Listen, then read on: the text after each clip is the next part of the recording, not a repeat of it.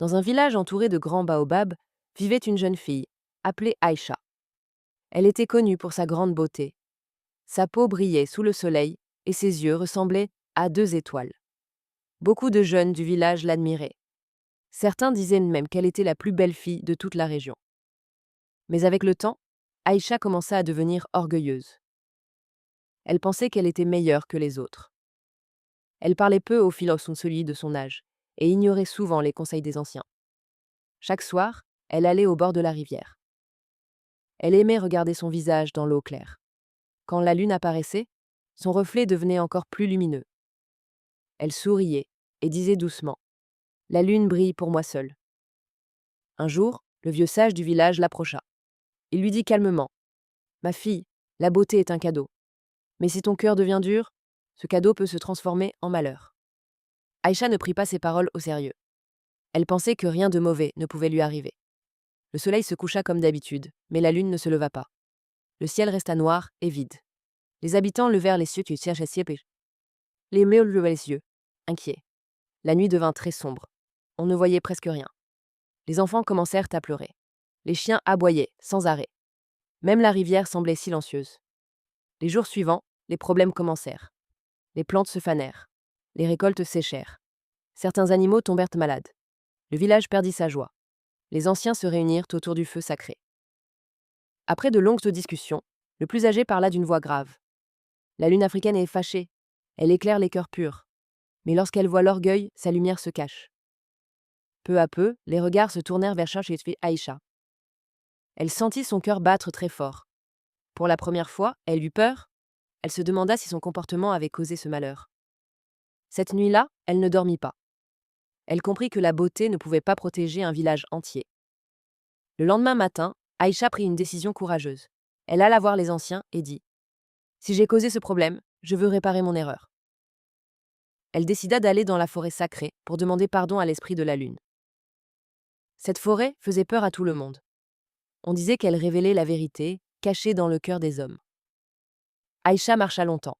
Le soleil était chaud pendant la journée et le froid piquait la nuit. Elle avait faim et soif. Ses pieds lui faisaient le mal. Mais elle continua d'avancer. En marchant seule, elle commença à réfléchir. Elle se rappela ses paroles arrogantes. Elle pensa au regard triste des enfants du village. Elle comprit qu'elle avait pensé seulement à elle-même. Après 3 jours, elle arriva devant un immense baobab.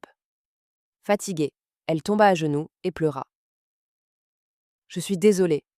J'ai laissé mon orgueil contrôler mon cœur. Pardonne-moi, » dit-elle en levant les yeux vers le ciel noir. Le vent souffla doucement autour d'elle. Tout devint silencieux. Puis une lumière blanche apparut dans le ciel sombre. Elle n'était pas forte, mais douce et rassurante. Une voix calme parla. « Aïcha, la vraie beauté ne se voit pas avec les yeux. Elle se voit avec le cœur. » Aïcha pleurait. Ses larmes tombaient sur la terre sèche. Elle sentit une grande chaleur entrer dans sa poitrine. Son cœur devenait léger. Soudain, une goutte brillante tomba du ciel et toucha sa joue. Elle était fraîche comme la rosée du matin. Aïcha comprit que c'était une larme de la lune africaine. La voix continua. Quand un cœur reconnaît son erreur, la lumière peut revenir. À ce moment, Aïcha ne pensait plus à sa beauté. Elle pensait seulement à son village et au bonheur des autres. Son orgueil avait disparu. Il restait seulement l'humilité et le regret sincère. Le lendemain soir, quelque chose de merveilleux se produisit. La lune réapparut dans le ciel. Elle brillait plus fort qu'avant. Sa lumière éclairait tout le village. Les habitants sortirent de leur maison avec surprise et joie. Les enfants riaient. Les anciens remerciaient le ciel.